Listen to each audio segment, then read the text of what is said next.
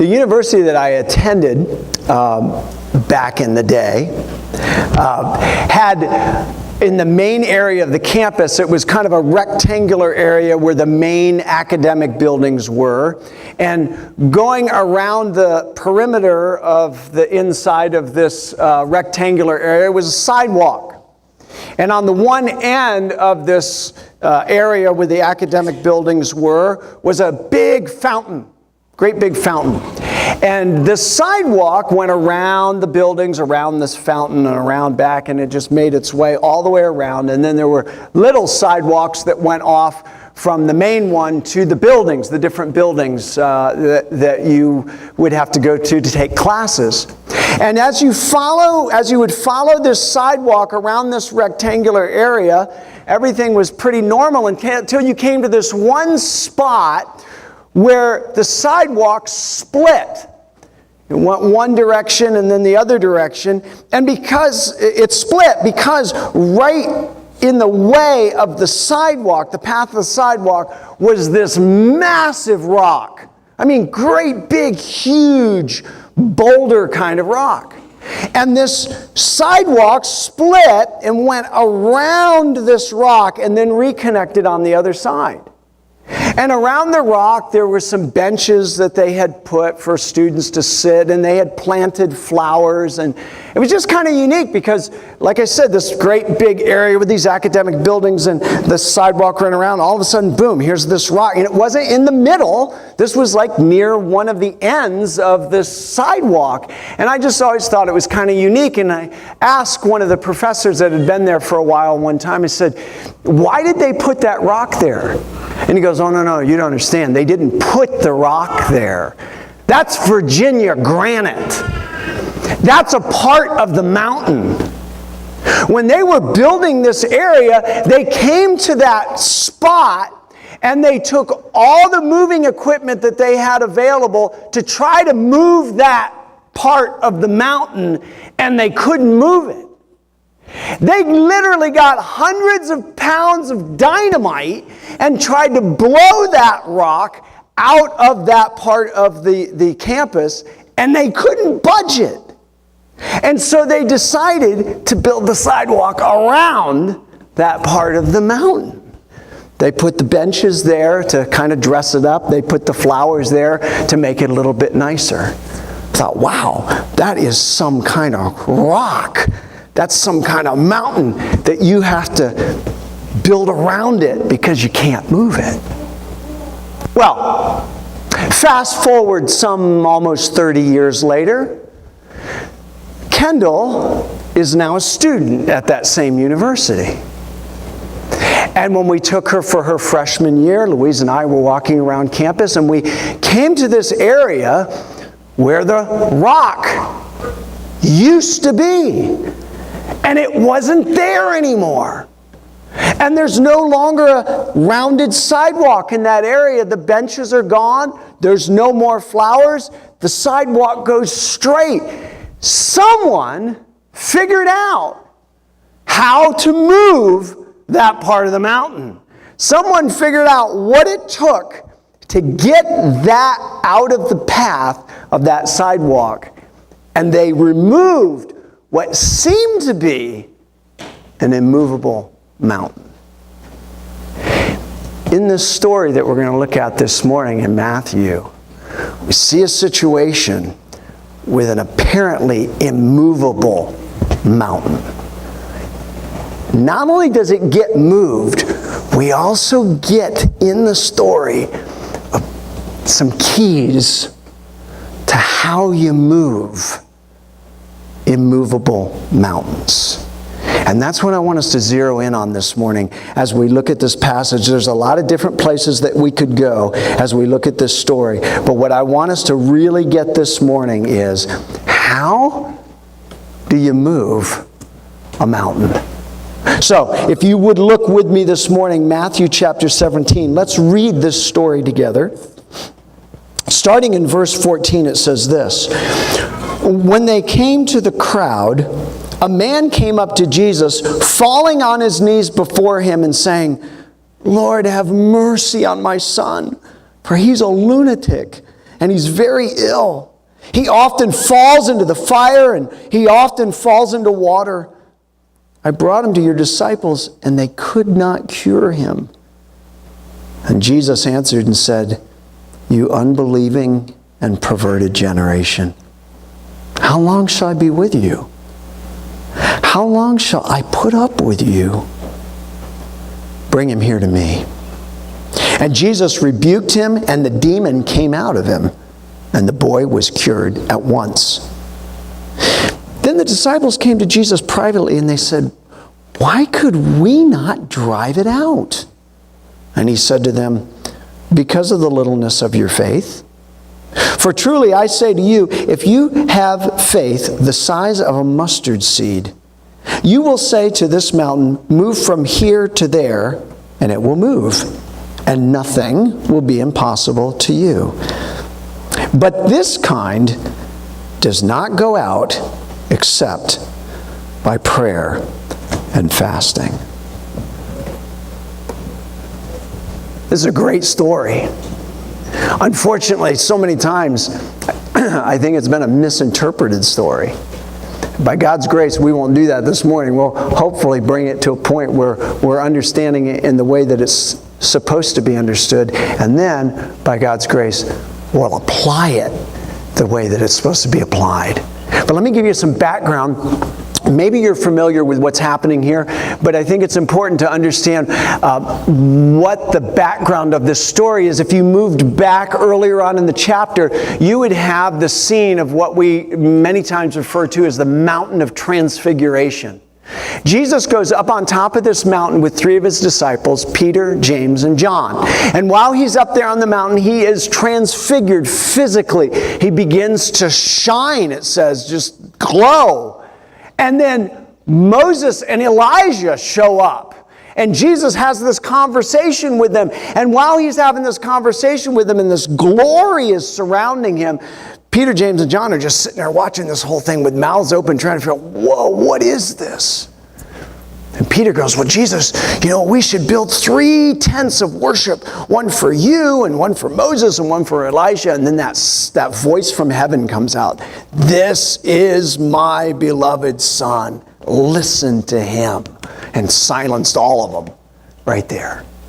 Well, that's the scene. That's where Jesus, when it says that when they came down from that experience.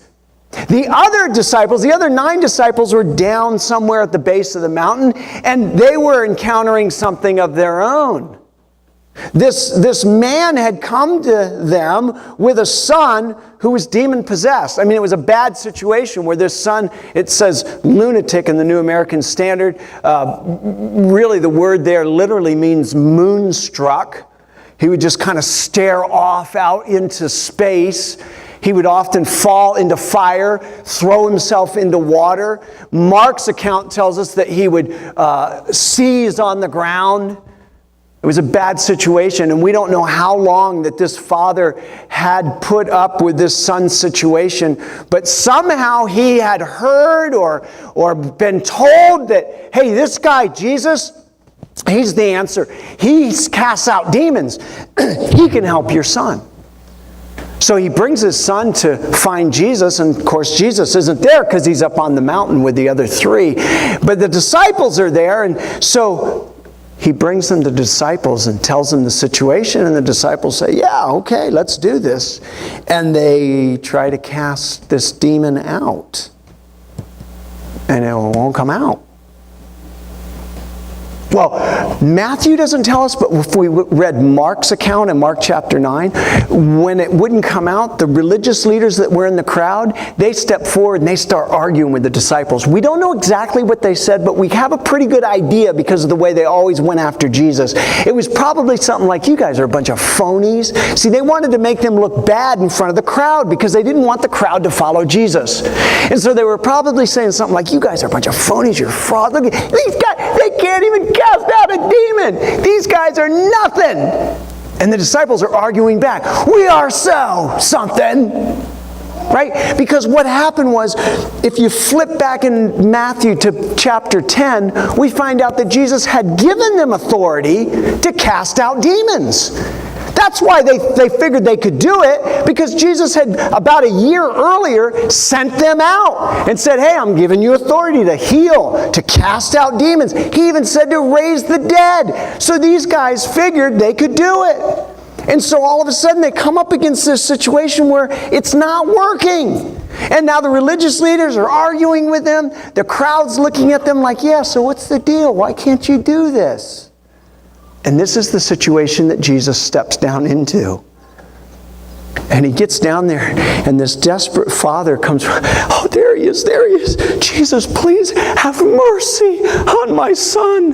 And he tells him the whole story. And then he says this in verse 16, I brought him to your disciples, and they could not cure him. Jesus, they failed. They failed. And notice what Jesus says.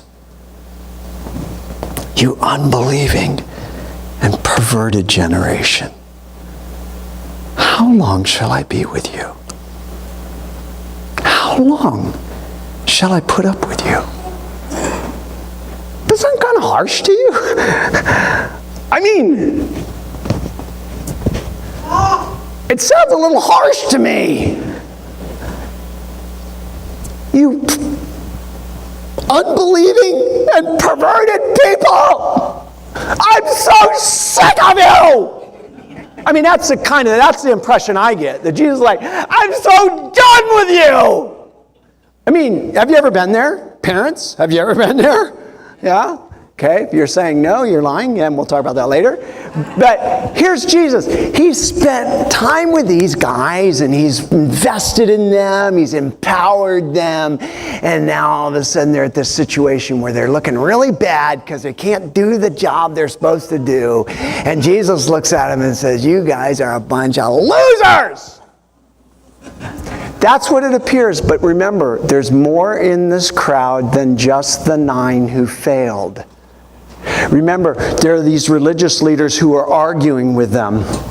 There's the crowd who's watching this whole thing. There's this dad who's desperate with this son who's demon-possessed. That's what Jesus steps into. He steps into a bunch of skeptics, these religious leaders, who don't believe who he is and don't believe what he can do. He steps into a crowd that's kind of clueless. They're not sure what to believe.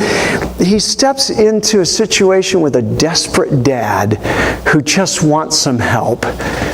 And he steps into a situation with a bunch of followers who are powerless.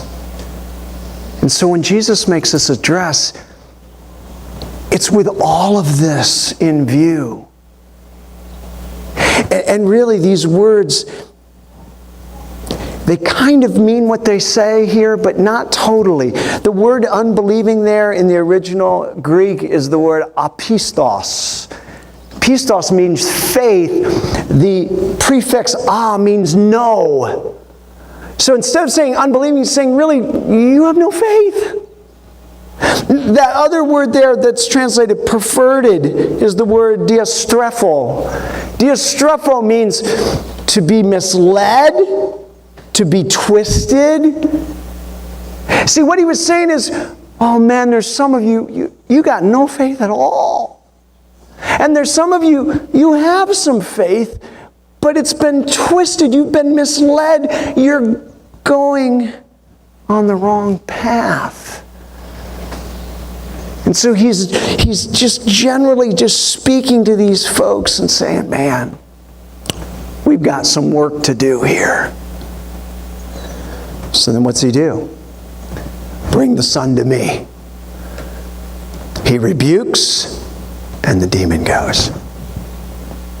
No problem for Jesus. Everything was great there. Now, you're the 9 disciples, and you're standing there, and you're watching this going, how do you do that? We said the same thing he said. Why didn't a demon leave? It was you, Andrew. What's wrong with you, man? They probably started blaming each other. They probably, why? We know they're frustrated because it says later in private, they go to Jesus and they said, look, why could we not drive him out? What's the deal, Jesus? You empowered us like a year ago. You told us we could go out, we could cast out demons, and we went and we stood there. We were confident, and we were like, okay, demon, it's time for you to go. And it didn't leave.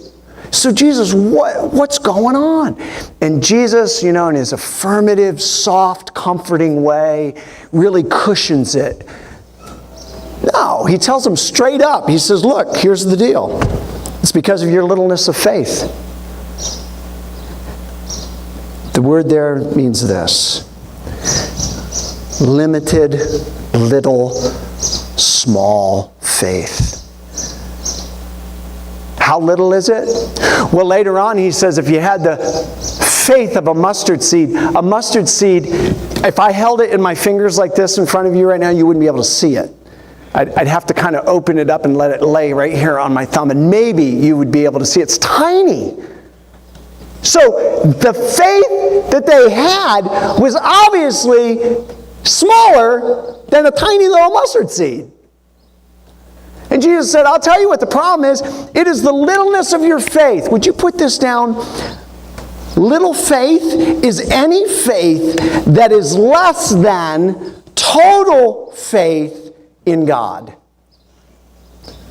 Little faith is any faith that's less than total faith in God. You say, Randy, what do you mean by that? Little faith says something like this: God, I know you can do it, but just in case you can't, I've got this lined up.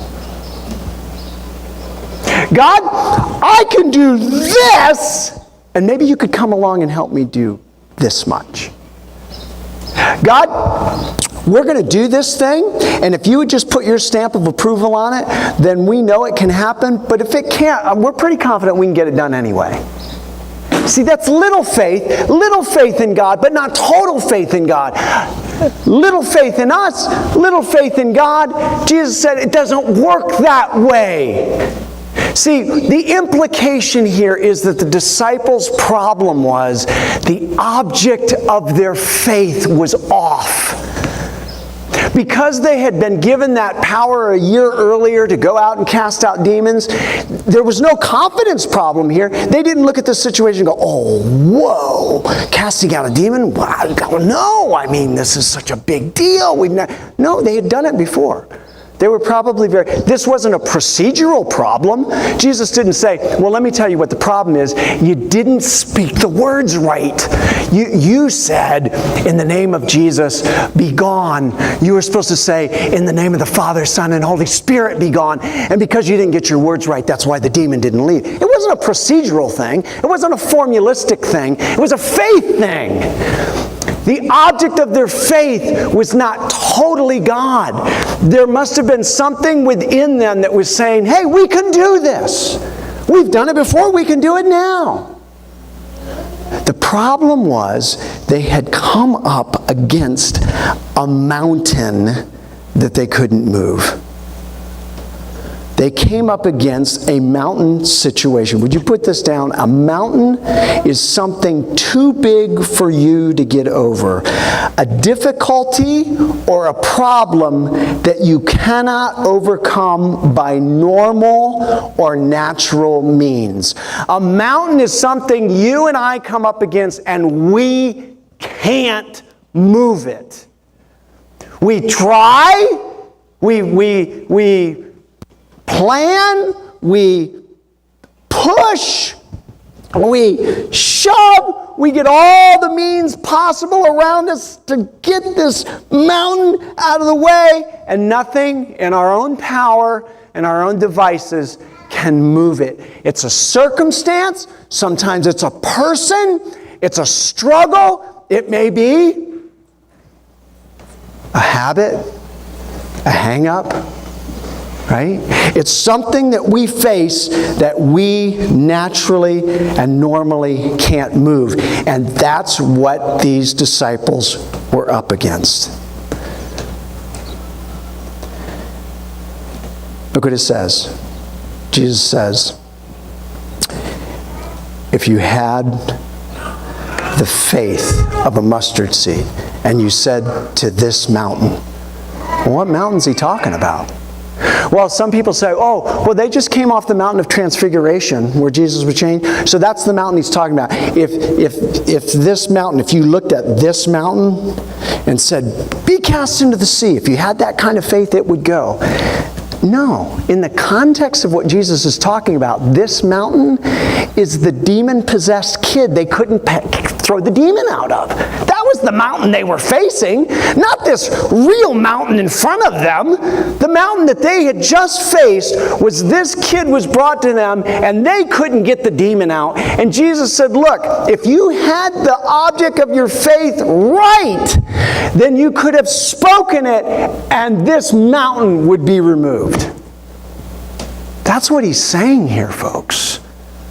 The mountain that they were facing was this very real, serious struggle against demonic forces. So we get to that point and we go, wow, okay, so if we have the right kind of faith, and this is, a lot of times this is where we stop in the story. If we have this kind of, so all I got to do is I got to get just that much faith, just a mustard seed faith. And I've heard people preach that, just mustard seed faith. Just get it up, build it up, get faith. Well, how do we do that? I don't know, but you just build it up and you get it up. And just that much, that's all you need, just that little bit. If you have that little bit of faith, everything's going to be okay. Well, the problem is, if I didn't have my object of faith right in the first place, how am I going to build it up to that point?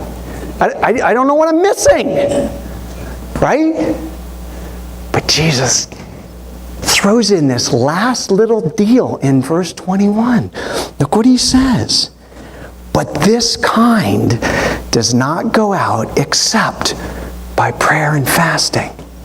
Now listen. What is he talking about? This kind. What kind? Jesus, what do you mean?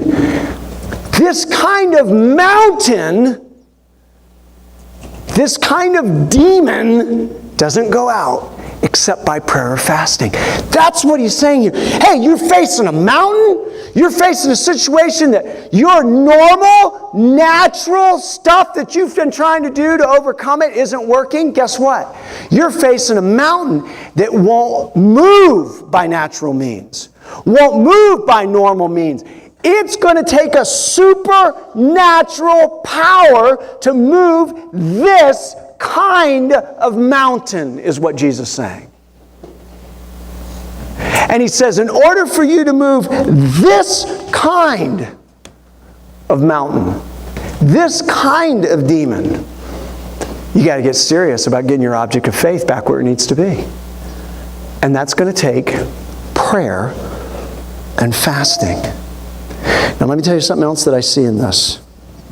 This kind, I believe, is pointing back to this idea of this mountainous situation that they just failed in on their own strength. But it also points to this kind of demonic activity. Somehow this demon was a little bit different than any demon they had ever faced before. Somehow this kind of demon was a situation, was a demonic force, unlike any demonic force they had previously faced and been able to cast out. This was a little tougher. This was not your garden variety demon. You say, well, what's the difference? I'm not sure. But we do see in Scripture that there are different demons are given different jobs, different categories. And apparently this was a tough one. That's why Jesus equates it to a mountain. Now, I don't know about you, but I've faced some mountains in my life. I don't know if I would call them demons, but I've faced some struggles, some problems that I've tried everything to push them out of the way. I've even tried to get all the resources around me. Let's get this thing moved, and it won't move. And I don't know about you, but let me tell you how I handle some of those things sometimes. I build sidewalks around them. I'll put some benches around it, plant some flowers. Can't move it. I guess we just got to live with it. Make it look the best we can. and walk around it. But it's there. I mean, the doggone thing's so big, you can't help but see it, notice it. But I've tried everything. I've prayed. Hey, do you guys understand what's going on here with these disciples? They're ministering. They're not out partying, getting drunk. Just say, you guys have no faith. Look at you, decrepit, terrible sinners. They're ministering. They're in the process of trying to do something good. Cast a demon out of an afflicted kid. I mean, I don't know if you get much better than that. I mean, trying to help this dad, help this kid, they're doing good, and it's not working. Can I tell you how much I can relate to this? Being in ministry and being involved in trying to do good and coming up against this stuff and just, man, I'm going to pray, or I'm going to throw Bible verses at it. Yeah. I'm going to get out of here. And it doesn't go. And it's like, wow, I guess I'm just supposed to live with this. So let's just build the sidewalk around it, and we'll put some benches and some flowers, and we just got to live with this doggone thing. But you know what? It just keeps looming large. You can walk around it all you want, but it's still there in the corner of your eye. You can walk on the other side. There's that. Oh, man, it's still there. I think some of you know what I'm talking about. And then I've heard messages out of this passage. Somebody says, hey, your problem is your faith is too small. You just got to build your faith up. Just pump it up. And I don't even know how to do that, but I try to do it. You ever try to do something and you don't know what you're doing? I got a story I got to tell you. I wasn't going to tell you this, but it's got to be the Holy Spirit. I don't know. A couple months ago, we had this group here. And it was a bunch of high school kids with Young Life. And Kavika loves this story. And I was working out in our little workout room back here. And this kid walks in. Big kid. And I had some weight on the bench, and I was doing another exercise in between. And he comes in, and he was just chatting with me a little bit, and then I see him just kind of walk over to the bench. He goes, do you mind if I try that out? I said, do you lift weights? Oh, not right now, but I have in the past. Do you mind if I give it a shot? I said, no, go ahead. I knew exactly what was going to happen. So, I mean, I didn't go very far away because I knew what was going to happen. So he sits down on the bench. Then he lays down. He gets his hands up, gets it off of the rack.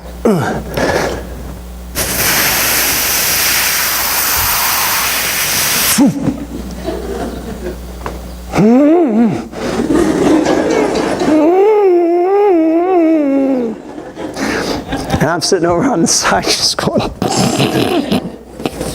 and I let him struggle for a while.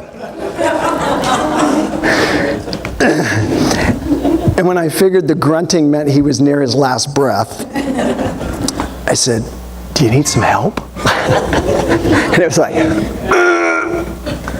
So I walked over there and I grabbed the bar and I started to lift a little bit. And I said, okay, you got to help me out. Push, push, push. And he's like, and put it up there. He stood up and kind of brushed himself off a little bit. He was,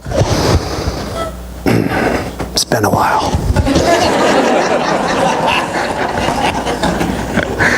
That was so funny. He didn't know what he was doing. And so when he tried to do it, it almost killed him. I don't know how you build faith up on your own. I really don't. I've heard people talk about it. But the only thing that I get when I try to build my faith up is frustrated and spiritually out of breath. Going, I don't know what I'm doing. This isn't about building your faith up. It's about getting the object of your faith right. That's what's going on here. Jesus was telling them, look, if you want to move this kind of mountain, you better make sure that you're not trusting in you at all. You better make sure that you're not trusting in the help of anybody natural, because this is not going to move with just you. You have got to get your focus right. So how do I get that focus right? And Jesus says, this kind only comes out by prayer and fasting. And as we finish this morning, I want to zero in on that, because this is a discipline, folks, that I think we've lost. This idea of prayer and fasting. See, fasting, I don't think this is in your notes. You might want to jot this down. Fasting is giving up something good for something better. Usually, and I don't know about you, but when I think of fasting, I think of not eating, giving up food. Food's not bad, I mean, unless we overdo it, but food, for the most part, is good. God's given us food to enjoy, to keep us healthy, to give us the things that we need in order to function. Food is a good thing. But when we fast, we give up that which is good for that which is better. You say, what do you mean? Would you put this down for number one? Fasting and prayer remind us of our frailty. When I give up, for instance, and fasting doesn't always have to be food. We can talk about that in a minute. But in this case, if I give up food, what happens? Well, after a while, my stomach starts to rebel. It starts saying, give me food, right? And I kind of can suppress that. No. But then I start getting a little weak physically after a while, because my body wants that nutrition, right? So what is that? It's to remind me, that process is to remind me, Randy, you're really not as strong as you think you are. You are dependent on all kinds of stuff. One of the least is food. Right? You are dependent on that. You are a frail being who is really dependent. And when I pray and fast, and by the way, these two things go together, because as I'm fasting, it's supposed to remind me of my frailty so that I go in humility before the one who doesn't need anything, certainly not food. So here I am, I'm fasting and I'm praying, and I'm reminded I am just a frail creature. Doesn't matter if God's used me in the past. That's just grace. That's just His mercy. He's used me. And I need to be at a place where I go, wow, God, thank you so much that you used me. I know it wasn't me. You heard that last week with the Foldens when they gave their testimony about the great stuff that's gone on in Ecuador. And you saw the tears as Stephanie shared. That's not even us. I mean, she knows, man, God just did something amazing through us. And they're still amazed. He used us to do those things. And see, prayer and fasting keeps us from getting too high on us. Because see, sometimes God does some great things through us and in us and around us. And some of you have been saved from some amazing past. And you look back now and you go, holy cow, I'm a different person. I cannot believe what God has saved me from. But if you're not careful, what happens is you start kind of getting high on yourself. Look where I'm at now compared to what I'm doing pretty good.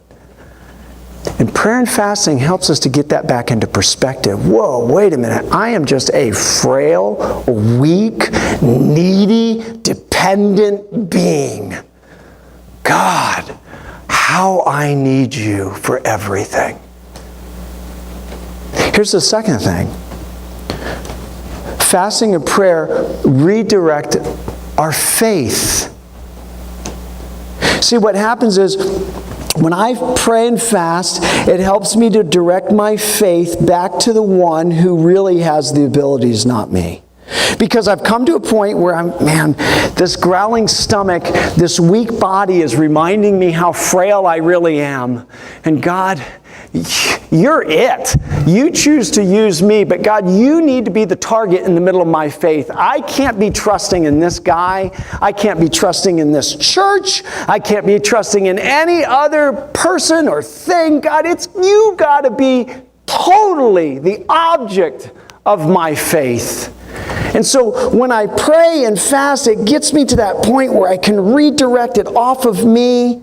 See, I don't know because it doesn't tell specifically, but it just seems awfully interesting that just a few chapters before, the disciples had this ability. They're faced now with this mountainous situation. Doesn't tell us that they were taken back by it. They were afraid of it. The implication is they stepped right up and said, yeah, let's do this. But they couldn't do it. It seems to me like there was a little bit too much faith in them and their ability. And the other reason that I think that is because twice in that passage, once from the dad who says, hey, I took my son to your disciples and they couldn't do it. He makes it very clear they couldn't do it. And then when the disciples come to Jesus and they say, look, Jesus, what's the deal? Why couldn't we get it to go? And again, the emphasis on their question is, why couldn't we do this? And see, what happens is many times we face mountains and we fail and we fail and we fail and we keep saying, why can't I do this? And you're stumbling over your own answer. Because you can't do this. That's the answer. And the object of your faith is not totally God. Oh, you might be trusting Him a little bit here and there, but you're also trusting in your own abilities and your own capabilities. And look, I mean, think about it from just a logical, spiritual standpoint. If you and I can do nothing to gain our own salvation, then what makes us think that we can do the things that we can empower ourselves to do to overcome this kind of spiritual mountain? Right? Somehow we just think we're more than we really are. And when we fast and pray, it reminds us we're frail. It helps us to redirect our faith. And here's the last thing. Well, before I read this, I want to read this quote to you. John Piper said this: fasting is a way of saying with our stomach and our whole body how much we need and want and trust Jesus. And I think that's great. It's a way of saying with our stomach and our whole body how much we need, want, and trust Jesus. You see, sometimes I need that reminder. Sometimes I need a physical reminder of that because I'm dumb. And I need to get slapped once in a while. And sometimes it needs to be a self-imposed slap. Here's number 3. Fasting and prayer refocuses, listen, our fascination. What are you fascinated with? What's got your attention? What is it that you think about on a regular basis? What just consumes you? I was thinking about this, and it reminded me of the Foldens' visit. When they were with us for about 10 days, they left the last Sunday afternoon after service. But they came to our house on a number of occasions, and they have small children, and we still have some toys left over from when our kids were little, so we would pull the toys out so that they would have something to do. And their littlest one, Asa, who's like 2 years old, he just gravitated to this little plastic cannon. And this cannon has this little red ball that you cram inside of it, and then you push the button and it shoots the cannonball out. He was absolutely fascinated with that cannon. First he didn't know what it was. He was like, what is this? Oh, that's really cool. Watch this. And I took the ball and I stuck it in there and I pointed it at him and I shot him with the ball. And he just laughed. He thought that was the greatest thing. So then he picks up the red ball and he picks up the cannon and he tries to push it in there and he can't. He didn't have enough strength. So he walks over to me and he gives it to me and he goes, put it in there. So I took it and I put it in and I gave it back to him and he points it at me, pushes the button, shoots me, and I fall over. And he just got the biggest kick out of that. And he'd pick it up, and if I was busy, he would go to his mom and put it in, and she'd put it in there, and then he'd shoot somebody. And then the ball would go off somewhere, and he'd have to go try to find it because it rolled under the couch. But he was fixated on that cannon. He thought that was the coolest thing. It was really a simple toy, but he just was fascinated with this cannon. And then when he'd come to our house again the next time, he'd go to those toys, and he'd look for that cannon. He'd find that cannon and get that ball. If his brother took the cannon and the ball, oh my goodness. Give me! Why? Because he was absolutely fascinated, fixated on that cannon and what that cannon could do. What is your fascination? What are you fixated on? What is it that grabs your attention? You go, wow, this is...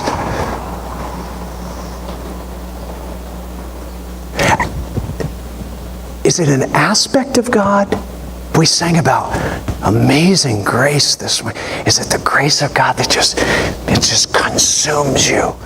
Man, this is just too good. I just want to know more about it. And you find yourself opening your Bible and looking for passages that talk about grace because you want to understand.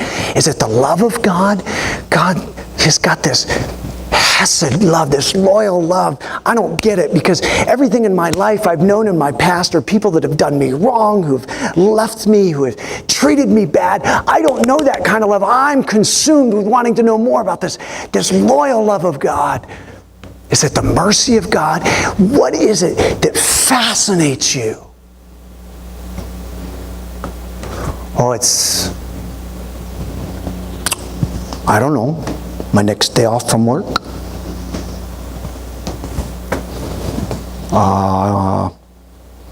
When's Memorial Day? Because we're going camping. I'm really kind of glued on that right now, you know. Oh, my kid's graduating. We're all just like consumed with this party, you know. Are we fascinated about everything else but the God who loves us and gave His Son to die for us?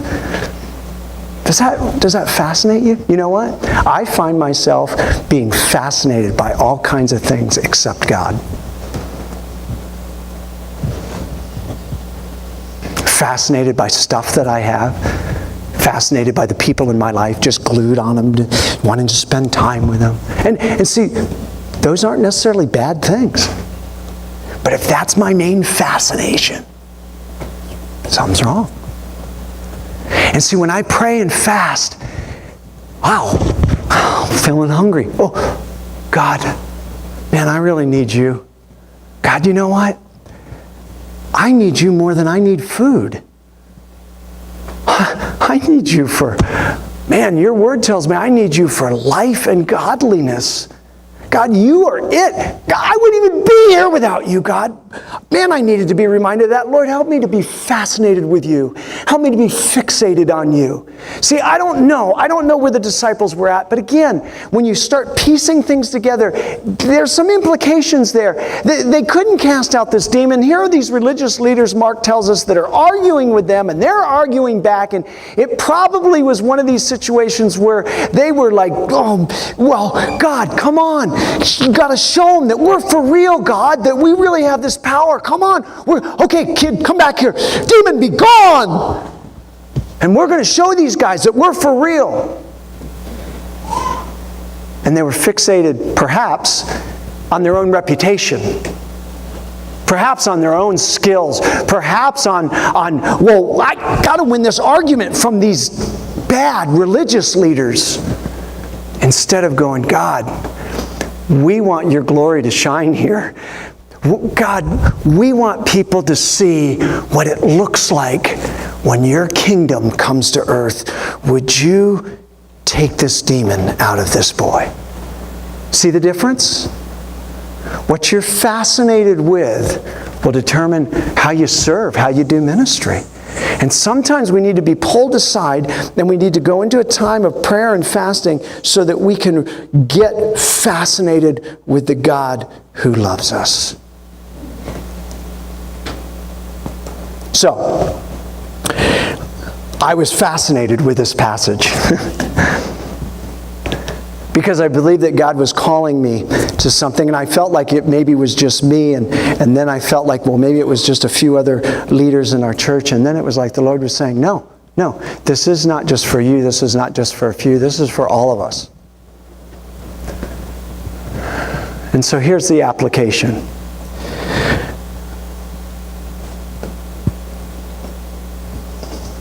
I've built some sidewalks around a mountain. I put up some benches, planted some flowers. And I've been just trying to walk around the mountain. Because I couldn't move it on my own.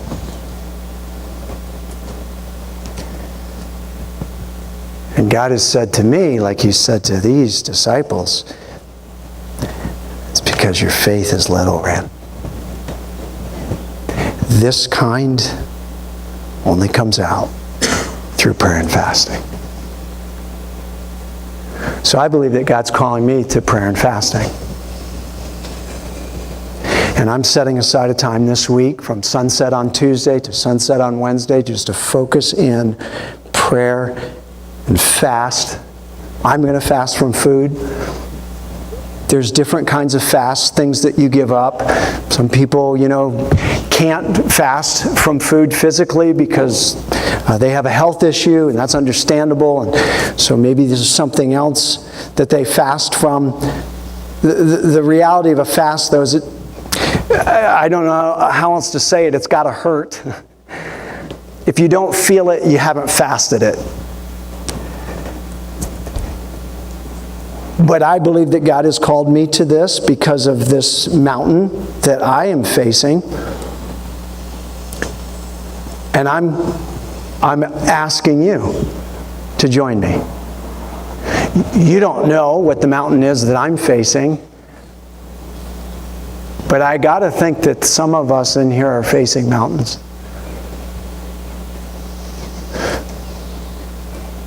Maybe you're like me and you've built some sidewalks around your mountain, put some benches, planted some flowers because you've been trying to move it. It doesn't move, so you're just trying to live with it.